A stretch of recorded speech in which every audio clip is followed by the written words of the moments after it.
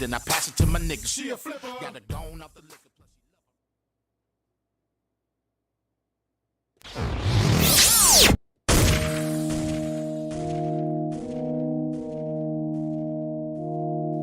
You don't want to be every time, no.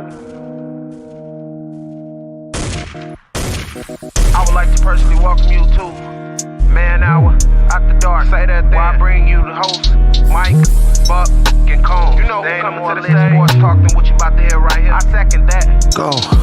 You know that it's us when we talking about sports. Giving you facts on the field to the court. Tune in, we need the support. 1 hour too short, then listen some more. On all your stations, not dropping no music. Stripes like Adidas, but Nike just do it. Down 4 in the 4th, we go for the win. Michael 2 seconds, we taking it in. Buck, Mike, and Combs, you know what's going on. Man, now we're After Dark, no LA, we the big spark. No 4th and inches, won't cut you short. Got the best talking, it's all sports. Buzzing more than buzzer beaters. We coming live all through your speakers, go. And what is up, MANHOUR Nation? Michael Buckhouse here with the MANHOUR. So to head over to manhourradio.com, check out the merchandise page, so check out the blog section as well. New blogs are always dropping over there each and every day. So if you are a reading type of connoisseur person, go over there and check it out. Good things happening over there at manhourradio.com.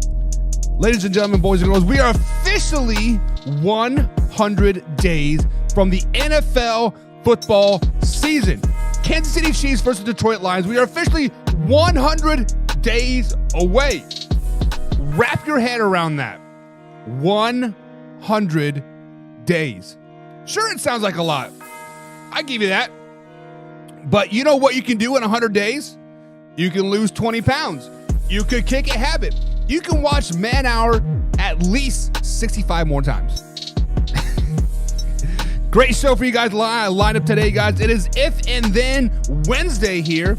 We are going to talk about Tyler Boyd. We're going to talk more about Devante Adams. Imagine that. That guy's back in the news. We're going to talk about Scary Terry.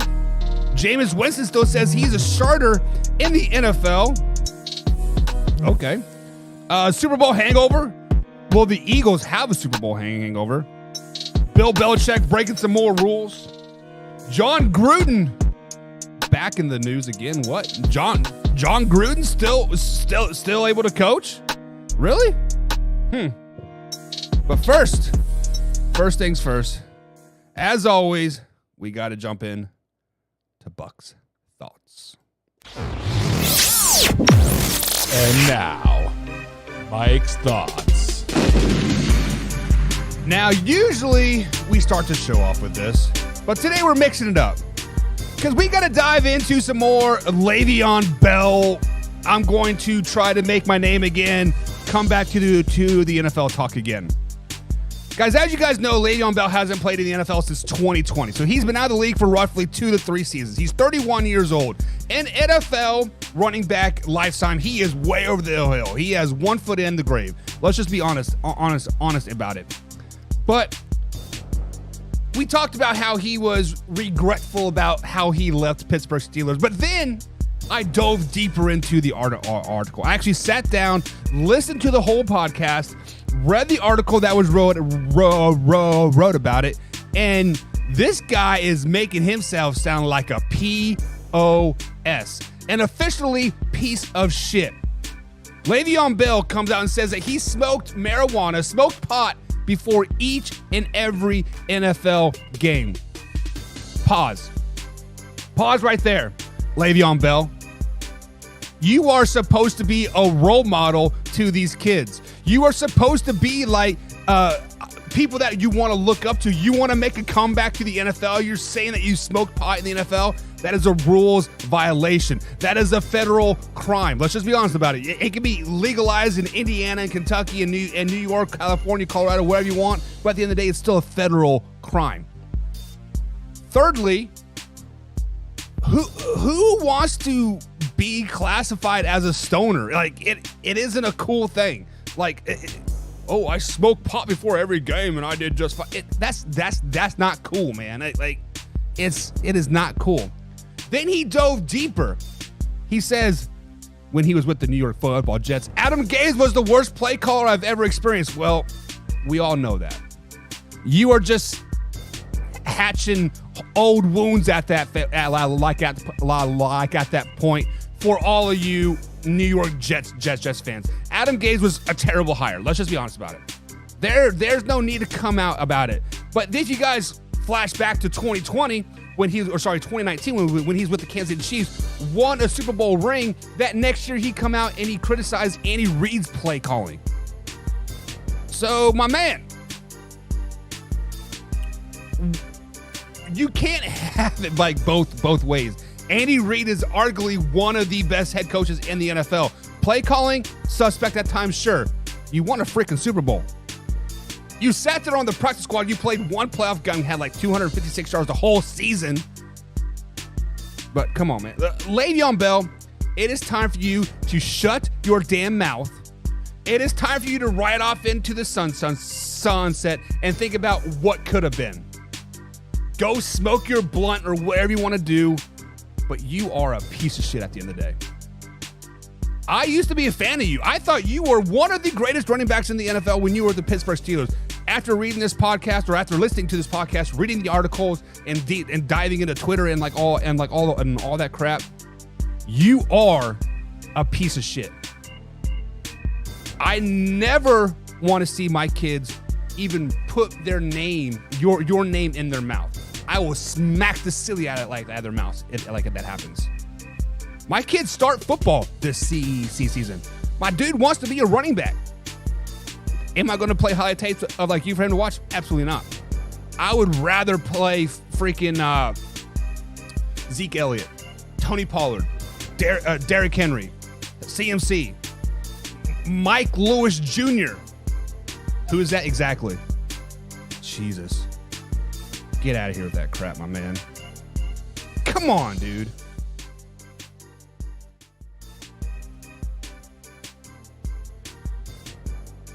All righty, guys. Welcome back to the Man Hour. We got to welcome some people into the chat. We got my man Arthur Brown jumping in the chat. He says, "What's up, baby?" Yes, sir. What's up, Arthur Brown? Be safe out there, my guy. Always be safe. Mark Lewis is jumping in the chat, my fellow Kansas City Chiefs dude. He says Le'Veon Bell is full of shit. That's a fact. Yeah. He is. He's just looking to be relevant still. Yeah. Aren't all over the hill players that could have been great, right? And they decided to hey, I'm going to totally F my career up and go do this, and this. At some point, man, we really did mess up. Antonio Brown, Le'Veon Bell, hell, Terrell Owens did it for a little while too. I don't know. Exactly. He just wants to be in the conversation. We all like to be in the conversation, but right now Le'Veon Bell is in the wrong conversation. I respected him all up until I read that article and listened to the podcast. Now I don't ever want to speak with him again. Dan Hood is in the chat as well, dropping the fire emojis. What is up, Dan Hood? We're going to talk about your Philadelphia Eagles here coming up, Mr. Dan Hood. He's a huge Jalen Hurts fan and Philadelphia Eagles fan, and we're going to talk about a Super Bowl hangover. What happens if the Eagles have a Super Bowl hangover? But guys, it is Wednesday. It is if and then Wednesday. It is simply put, we give you a statement that says if, and then I will say you then this will happen. It's very, very simple, very, very cut and dry. But first, we got to get into some new news. Some news around the NFL on this May 31st edition. Last day of May, guys. 100 days until the NFL season. The Kansas City Chiefs versus Detroit Lions. Get excited. The last time we saw Jared Goff and the Kansas City Chiefs versus Patrick Mahomes, it was a 54-51 game. Let's not forget about that. Back and forth Monday night. Oh, man, that game had me on my edge. Even though the Chiefs came out on the short end of of the stick, that was a great game to watch. If you guys don't remember that game, flash back to it, go to the NFL Network or whatever, watch it. It was a great, great game. New news here. New news. Tyler Boyd has come out and said that if he would have been healthy in the AFC Championship game, the Bengals would have beat the Kansas City Chiefs. Tyler Boyd, you're a 40 yards per catch last season. That wouldn't have changed the outcome of the game. You being healthy in that game wouldn't have changed the outcome of the game. Yes, it was a 23-20 game. The Chiefs ran down the field and kicked the last-second field goal to win that game. But let's just be honest. The Chiefs pretty much dominated that whole game. If I remember correctly, the Bengals were just never in it. It's just, hell, let me pull up the ESPN analytics right now. Yeah, the Bengals never had a chance to win that game. It was always Chiefs. It was all red. You had a 50% chance about, half, like halftime. But let's just be honest. Come, Tyler Boyd, shut your damn mouth.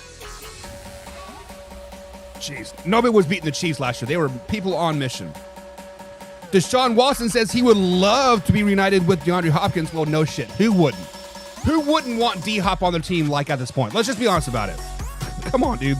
John Gruden was in New Orleans and helped with Derek Carr at Saints OTA. Guys, do you remember that John Gruden was trying to get Derek Carr out of town the whole time he was in there?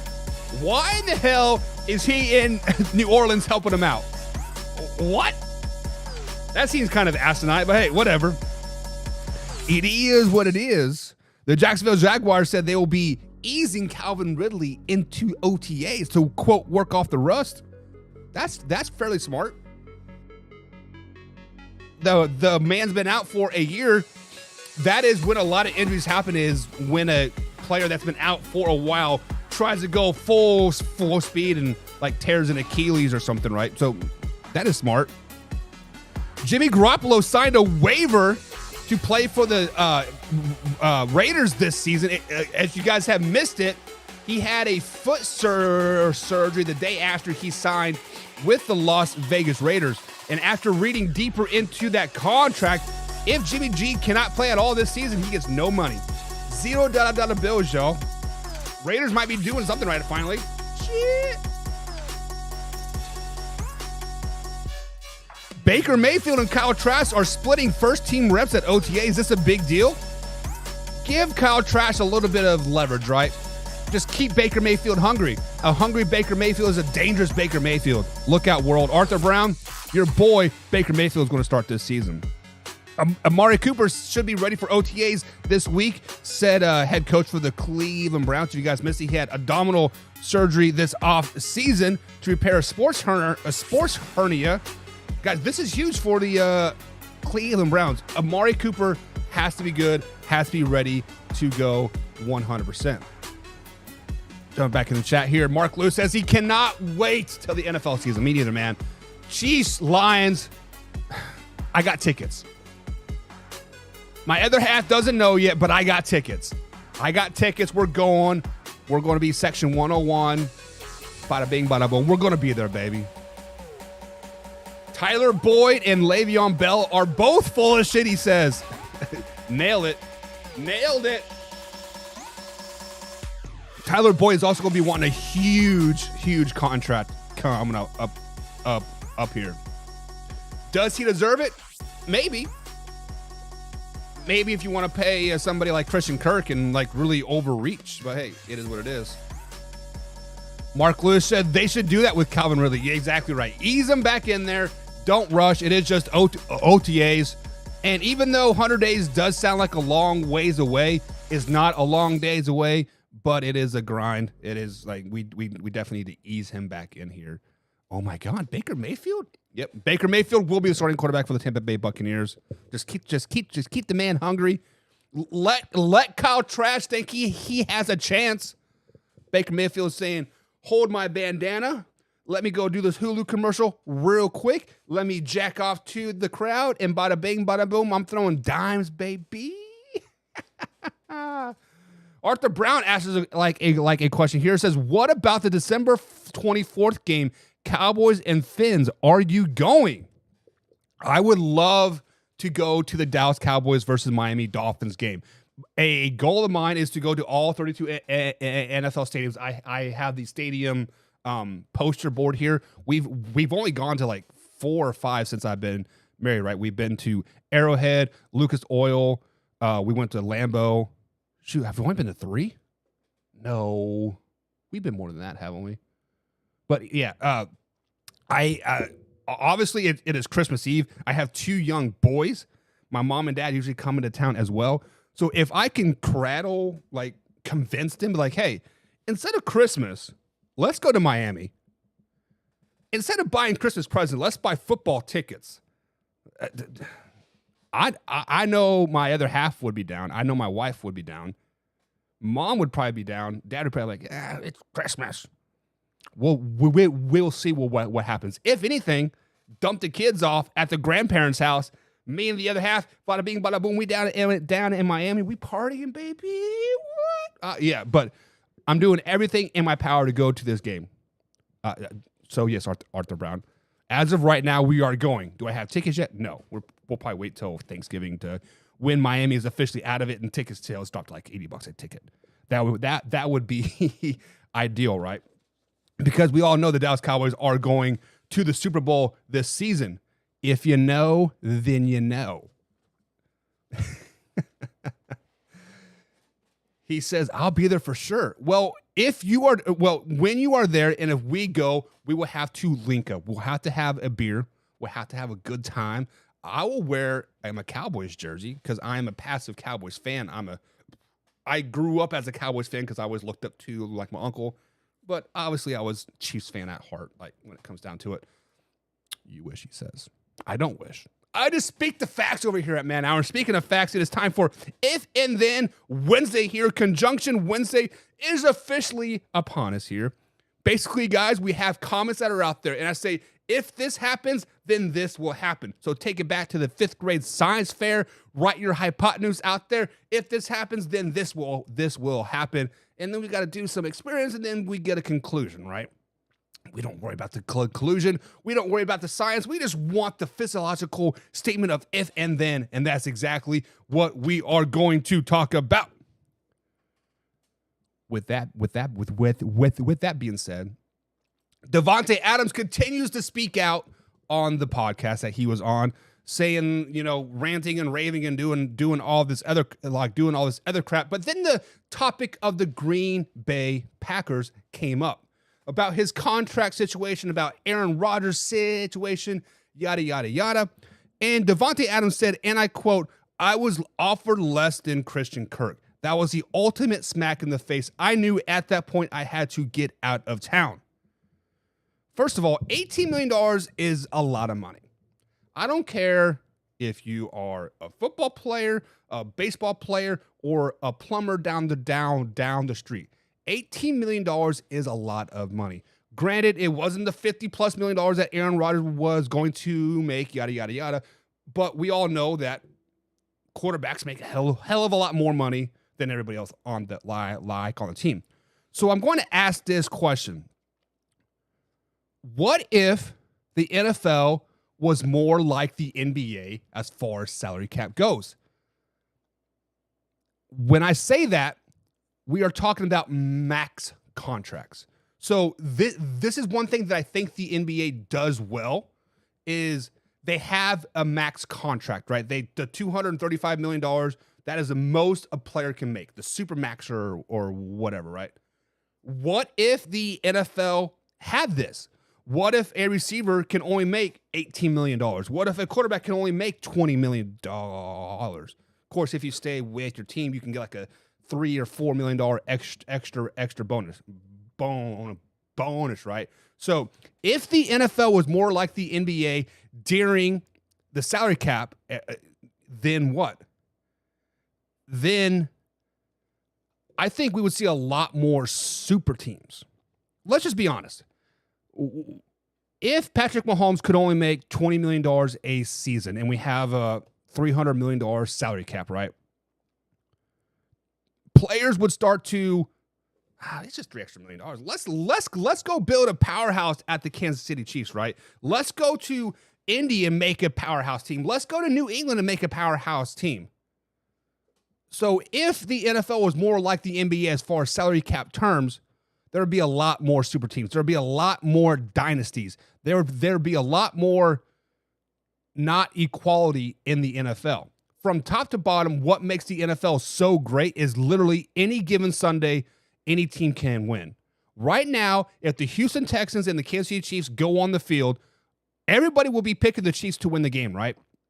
But let's just be honest. The Houston Texans are going to battle. The Chiefs slip up one time. The Houston Texans can capitalize on that. Bada bing, bada boom. It is over, baby, right? Now, you can say, oh, the NBA is the same way. Not really. One player can change the whole outcome of an NBA game. Well, Major League Baseball is the same way. No. If you suck at baseball, you suck at baseball. Like, it is what it is. That is why the NFL is the greatest thing. So, salary cap is totally fine. So, if the NBA or if the NFL was more like the NBA as far as salary cap terms, then the NFL would not be as good. It is what it is. Let me know in the comments, guys. What do you guys think about that? Would the NFL be more successful if it was like the NBA as far as salary cap terms? Do we need a cap of like a super max and a max and like all that crap? It is what it is. We can link and tailgate. Hell yeah. I'm a tailgating fool. I'm from Kansas, baby. That's all we do. We know how to drink beer and eat hot dogs. Mark Lewis said that should be a great game, though, talking about the Dallas Cowboys versus the Miami Dolphins. It should on paper. As of right now, it could be one of the games of the year, Mark Lewis. You are absolutely right. But let's just be honest.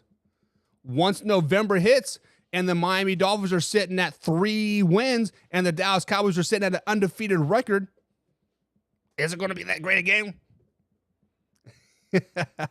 I'm kidding. Or am I? No, I'm joking. Fins for the win. It's going for a long ride back to Indy for Buck. If Miami Dolphins beat the Dallas Cowboys Christmas Eve, I'll ride the airplane naked. I will put on a Miami Dolphins Speedo and sit in my middle seat. So whoever sits next to me on like either side has to look at the big old dolphin symbol right across my wiener the whole way home. Oh man, shoot! I better start Googling freaking my Miami Dolphin Speedos now, because every time I put money on the Dallas Cowboys or bet for the Dallas Cowboys, they're like, hey, hold my beer. I'm going to throw 6 interceptions and blow this lead. Oh man. Oh, sheesh. Like when we look at the NFL this season, now you always have your front runners, right? You always have those 4, 5, 6 teams that are like, man, those guys are going to be really, really good. As long, like, barring any injury, right? Any serious injury whatsoever, like they're going to be really, really good. Like this NFL season, kind of to me is like one of the most intriguing that we've had in a long time, because even the Houston Texans have an opportunity to be a really good team.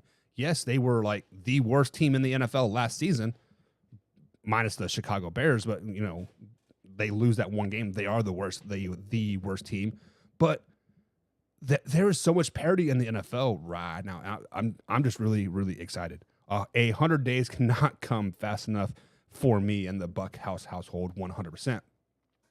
Scary Terry is out in the news. Commanders receiver Terry McLaurin says Sam Howell has, quote, taken the offseason by the horns. Guys, the Commanders football team, Redskins, whatever their new name is going to be, they have a pretty good team put together over there. Let's just be honest. Just a couple of seasons ago, my man Torrey Anderson had them going 13-3. Obviously, Ryan Fitzpatrick went down like the second play of the game, and we kind of saw what happened there. But the team's kind of gotten better. Scary Terry, all the boys, whatever, right? So this question has to be asked. If Sam Howell is a top 10 quarterback in the NFL this season, then what? Like I just said, guys, the Washington Commanders are a very, very good team. They have a really good nucleus put together. They do have Scary Terry. They have Curtis Samuels, right? They have Brian Robinson Jr. running the ball. They have Jacoby Brissett as a backup. They still have Chase Young, Montez Sweat, right? Kendon Fuller. This defense is a really, really good defense. This offense really has no big names, but they're a really, really good collective team. Plus, Ron Rivera is a really, really good coach. Whether you want to say it or not, he's still a really, really good coach. He had a couple down seasons because, the death of his wife is a big thing, right? Going through throat surgery is a really bad thing, right? But let's just say Sam Howell is a top 10 quarterback. If he is out there getting 300 plus yards a game, if he is out there being very efficient, has like a QBR of like 90 plus, right? The Washington Commanders are legit a Super Bowl contending team if they have a top 10 quarterback play from Sam Howell. The biggest Achilles heel for the Washington Commanders right now, I feel, is the quarterback play. They have been a, quote, quarterback away the last couple seasons. And if Sam Howell is a top 10 quarterback, watch out. Dallas Cowboys, watch out. Philadelphia Eagles, watch out. NFC as a whole, watch out. Vikings, Packers, 49ers, whoever, watch out. Now, am I thinking Sam Howell is going to be a top 10 quarterback in the NFL? To be determined, right? To be determined. Last season, he was at just a 57% completion passer in those few games that he did play toward the very end of the season. 11 for 19 for just 169, one touchdown, one interception for a QBR of 83. So a repeat performance of that's not a top 10 quarterback. But if you double those yards, double those interceptions, double those touchdowns, keep the interceptions down to like 2-to-1 ratio, a QBR of like 90, could be. But realistically, the Washington Commanders are still a quarterback away. You can think of all the top 10 quarterbacks you want. You think Sam Howell can be the guy. Scary Terry can be a top receiver in the NFL. Brian Robertson can run the hell out of the rock. But they still have Sam Howell at quarterback. Top 10 or not, if he is a top 10 quarterback, Super Bowl bound. If he's less than top 10, they are a 6-win team. They are a 6-win team at best. It is what it is. It is what it is. Jameis Winston has come out in the media and says he feels he is still a starting quarterback in the NFL. Jameis Winston signed a 1-year contract with the New Orleans Saints this offseason to keep him in New Orleans, but guess what? They brought old Derek Carr in for $70 million or whatever it was, right? And he obviously will be the starter. Jameis Winston will be the backup for New Orleans this season. So if Jameis Winston really is still a starter in the NFL, then what?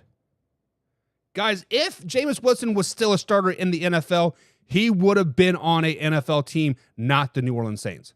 He would have went to Houston. He would have went to possibly the New York Jets. He could have went to how about the Cardinals?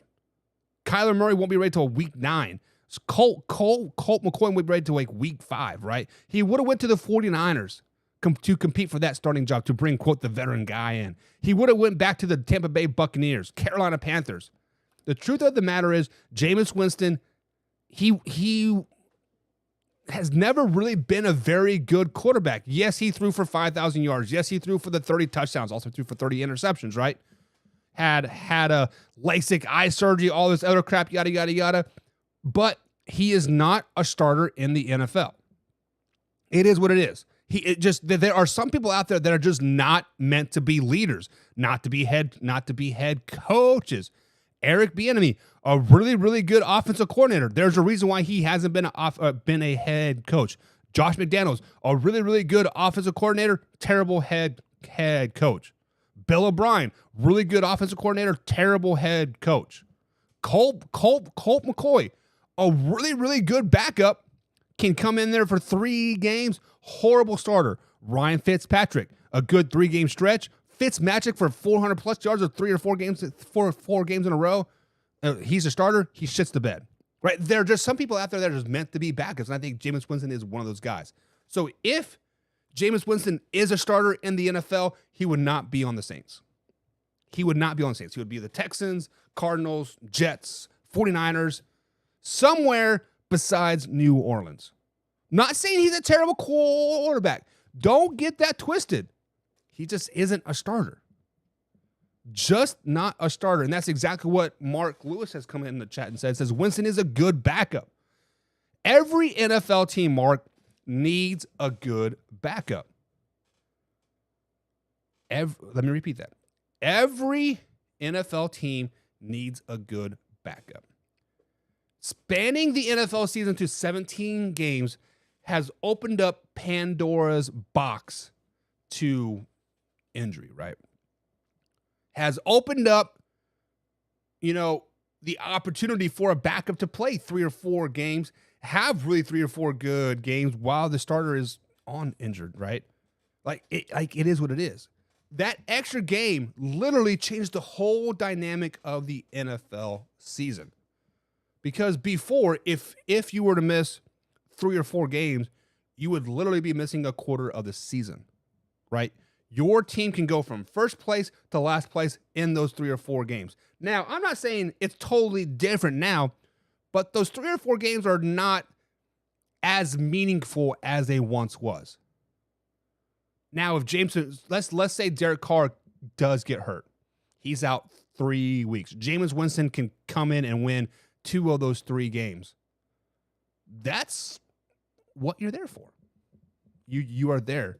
You are there to be a plug and play for a couple weeks while Russell Wilson gets his hand fixed. While wasn't it when Drew Brees broke his thumb and Winston came in? No, that was freaking what's his name? Taysom Hill, right? I don't know. It is what it is. What would you say if the Buffalo Bills do not make the playoffs without D-Hop? You are right about the Commanders quarterback anyway. What would you say what if I said the Buffalo Bills do not make the playoffs without D-Hop? Well, Mark Lewis, I said this exact same thing yesterday. I said the Buffalo Bills are a sinking ship. They have been treading water the last couple seasons, kind of just getting by pure talent, by pure, strength of schedule. Their schedule hasn't been the hardest, let's just be honest. But I think this year, the water found the hole in the boat. I think this year, they will be sinking faster and faster and faster. The Buffalo Bills, let's flash back to the 2022 NFL season. Opening week, the Buffalo Bills traveled to, LA, right? Super Bowl champions. Going to be a great game, yada, yada, yada. Buffalo Bills flexed on the Rams. They said, hold my beer, put the ketchup on the table. I'm diving through that MMFer. Here we go. Brandon B.C. Combs flat out said on the show, for the first 4 or 5 weeks of the season, the Buffalo Bills may not lose a game. They're the most dominant team in the NFL. This and this and this and this and this, right? Then what happened? Week 7 happened. They lose a game. I believe it was to the Miami Dolphins. They lose that game. They are not a very good team. Oh, it's just a fluke. It's just a divisional game, yada, yada, yada. Okay. Then Josh Allen started to throw interception after interception after interception. Last season, guys, the first half of the season, the Buffalo Bills were very, very dominant. Second half of the season, right? Losing their offensive coordinator was very, very bad for them. This year, it will rear his ugly head even better. Even better. So I agree with you, Mark. I do think the Buffalo Bills will miss the playoffs this season if they don't get some type of help. Whether it be a receiver. Is the receiver the answer? I don't know. I think it's getting a new offensive coordinator. I think they need to figure out something, right? But it is what it is. So, guys, I actually had a toxic comment brought up today. We will be talking about the Philadelphia Eagles here in a second. But my man Eric over here, let's go ahead and jump into the toxic comment of the day. Toxic comment of the day. It never ceases to amaze me how people want to come after my mama. What? Eric over there in the YouTube chat says, your mom takes the BBC even better than like you do. Okay, after he dropped the N-word, he said my mama is a hoe. He says, you need to figure something out. Oh, and here he goes again. He's starting to type the N-word again. Congratulations, Eric. Dude, you are the biggest douchebag I've seen in my whole entire life. You must be a Colin Kaepernick fan, right? Oh, the Colin Kaepernick's not in the NFL because he's black. No, he's not in the NFL because he sucks. Let's just be honest. He sucks. Thanks, bud. No, Eric. Thank you for bringing the toxicity to the Man Hour and everything that you do. I hope you do great, man, because you officially have the toxic comment of the day. Oh, I'm racist now. I'm racist because Colin Kaepernick sucks. Oh, Colin Kaepernick sucks, so that makes me racist. Oh, here we go. No, Colin Kaepernick is the worst freaking quarterback in the NFL. 1-11 his last season in the NFL. He sat the bench because he threw like 18 interceptions in a row. 18 interceptions to 1 touchdown, 1-11 after he led a Alex Smith-built team to the playoffs. I love being toxic to racist people. I'm racist because I'm white. Arthur Brown says, Eric sounds mad. Eric is just in here trying to be a tool bag, and he is getting to be a tool bag. Are you racist because your mom takes the BBC? My mom does take the BBC. She loves it. She loves that BBC. That makes me half and half, right? So how can I be racist if I'm half black? Oh, right. Black people can't be racist. I'm totally kidding. Anyway, guys, back to the show here. Had to give Eric his 5 minutes of fame since he wants to drop the N-word. But yeah, it is what it is. Anyways, back to Arthur Brown says block him. Why block him? I see his comments and it doesn't get underneath my skin. It doesn't bother me. Just think about this, Arthur. Every time Eric comments over here in the YouTube page, it triggers the algorithm. More people come see it. I love it. I love it, baby. It is what it is. Back to if and then statements of the day here. Super Bowl hangover is a real thing in the NFC. It is a proven fact that the NFC loser from the Super Bowl has a very, very bad next season. LA Rams, San Francisco 49ers, right? The list goes on and on and on. NFC Super Bowl hangover is a real thing. A Super Bowl hangover is when a NFC team loses in the Super Bowl and the following season they struggle all season long. So the Philadelphia Eagles are the losers of the Super Bowl last season. Last season they had a very easy schedule. Call a spade a spade. Their schedule was cake. This season, the schedule gets a little harder.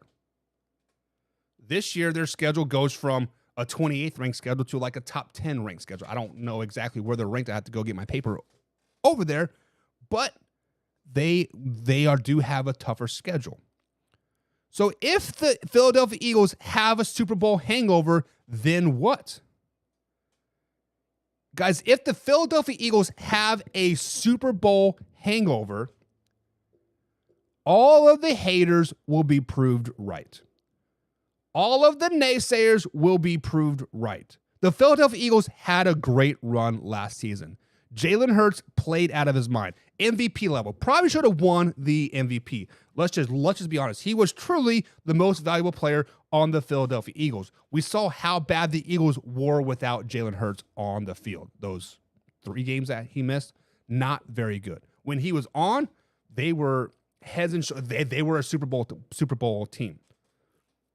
But with that being said, if they miss the playoffs If they don't make a deep playoff run, then the haters will be proved right.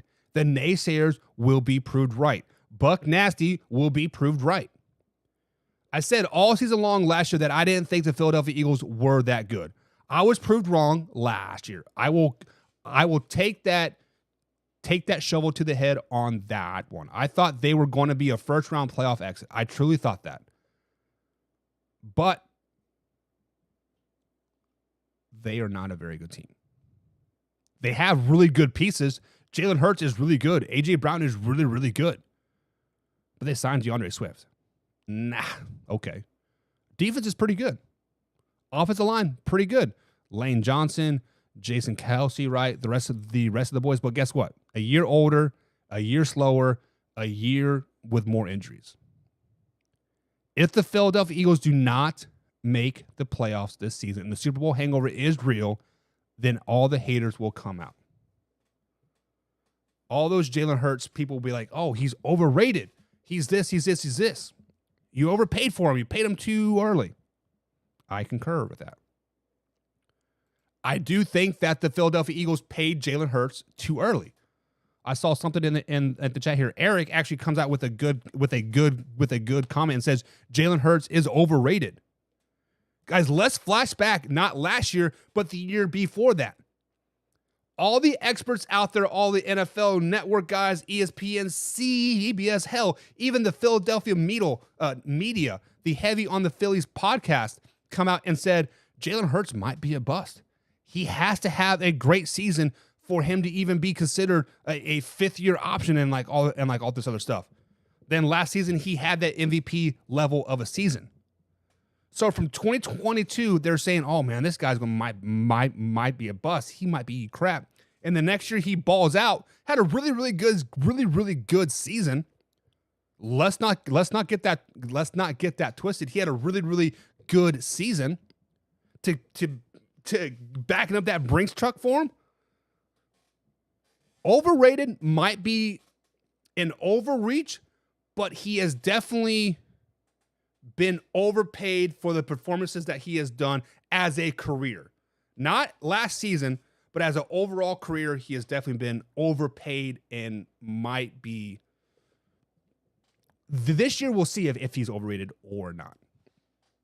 Arthur Brown comes out and says, I don't see anyone in the NFC beating Philadelphia. The problem with that is the Philadelphia Eagles, like I said, they went from a pretty much of a cakewalk of a season, schedule-wise, to a runner-up Super Bowl schedule. The Washington Commanders will be better. The New York Giants will be better. The Dallas Cowboys, in theory, should be better, right? When we pull up the Philadelphia Eagles schedule, they might quite arguably have one of the hardest stretches in the NFL. They play the Jets, they play the Dolphins, and they play the Commanders, Cowboys, Chiefs, and Bills, 49ers, then Cowboys again. All right in the heart of the season. From November to December, they could easily go 0-6. Losses to the Cowboys, Chiefs, Bills, 49ers, the Cowboys. Hell, you can throw the Dolphins in there and the Commanders. Their schedule is not easy at all. When we say we don't see anybody beating the Philadelphia Eagles in the NFC, week number 2 is going to be a very, very true test. They play the Minnesota Vikings week 2. I believe it's Monday Night Football, right? No, it's Thursday Night Football. Sorry. And then they got the Cowboys. Very, very good team. The 49ers, very, very good team. Giants, a really, really good team.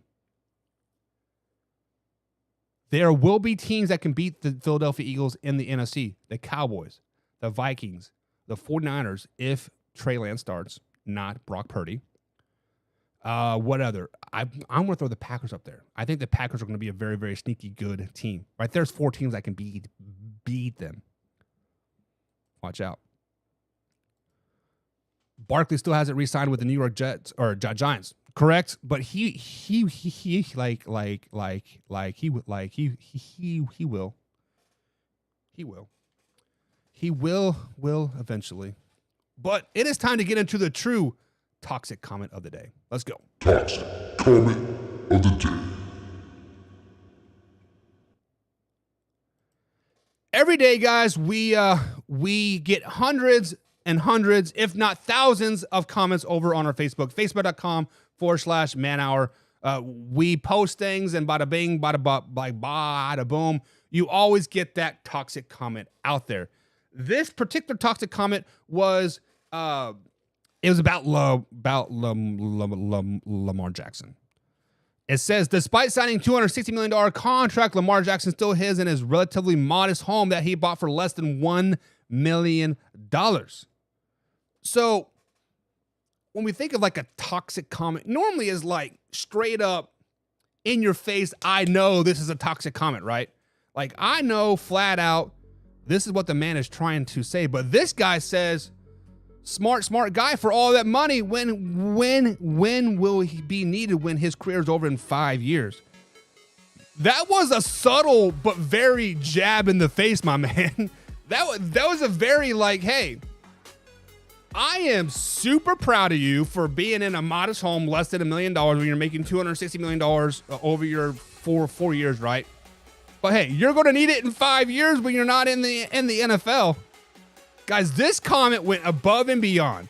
This was the perfect peanut butter and jelly sandwich. He's like, he's like, here's your bread, here's your compliment, here's the middle. You're going to be out of the league in 5 years, and let me complete it with like, hey, good luck. That is a perfect execution of a toxic comment. This guy nailed it. Smart guy for all that money. It will be needed when his career is over in 5 years. I don't know what to say. This guy did perfect. Perfect, man. Perfect. I love it. This is what a toxic comment is all about. This guy nailed it. I love it. Alrighty, guys. We also got another topic that we've been kind of dabbling with a little bit, and it is put your money where your mouth is. I wanted Eric to put his money where his mouth is, but hey, he likes to jump ship or whatever. It is what it is. But today we're going to put your money where your mouth is, and this is going to go out to the old Steelers Depot. SteelersDepot.com. They wrote an article about Mike Tomlin being named the third best coach in the NFL, and he's been praised for his non-losing season streak. So, as you guys know, Mike Tomlin has never had a losing season in Pittsburgh. His tenure as the Pittsburgh Steelers head coach, he has never had a losing season. Now, he's had a couple 8-8 seasons and 8-1, but he has never had a losing season.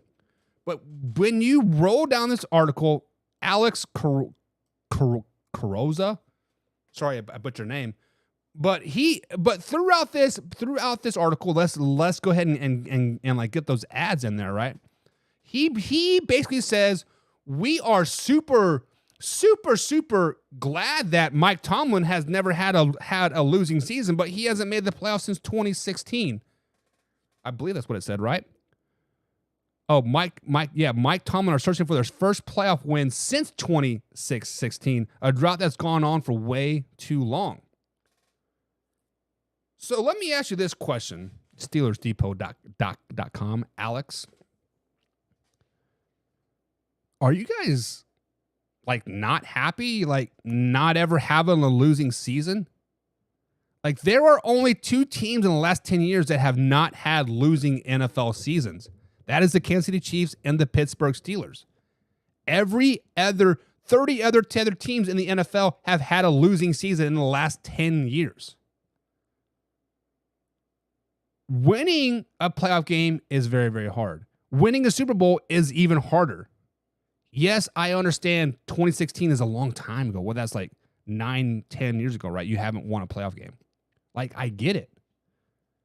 Hell, you guys lost to the Cleveland Browns, right? In the was it the first round of the playoffs? Like the first time ever the Browns went into Pittsburgh and beat y'all in the the playoffs. I don't have my facts lined up correctly, but I thought that's like that what it was a couple years ago. Like, I get it. So, SteelersDepot.com. Alex, do you guys want to fire Mike Tomlin because he hasn't won a playoff game since 2016? Do you want to cut ties with him? Do you want to bring in Eric Bieniemy? Do you want to bring in Sean Payton? Do you want to bring in Bill Cowher back? Like, what do you guys want to do? Like, what will make you happy? A playoff win, obviously. But let's just take playoffs out of the picture. Mike Tomlin, arguably one of the greatest regular season coaches of all time. Consistently just being good enough, right? Maybe that's what the Steelers fans want. They want to fire Mike Tomlin so they can be bad. Like, we want to be bad so bad we get the first overall pick and we can get Caleb Williams next year. Is that what y'all want? Like, I don't know. But Steelers Depot, come on, guys. Mike Tomlin is a great coach. Great coach. Give the man a bone. Give him a bone. We out, guys.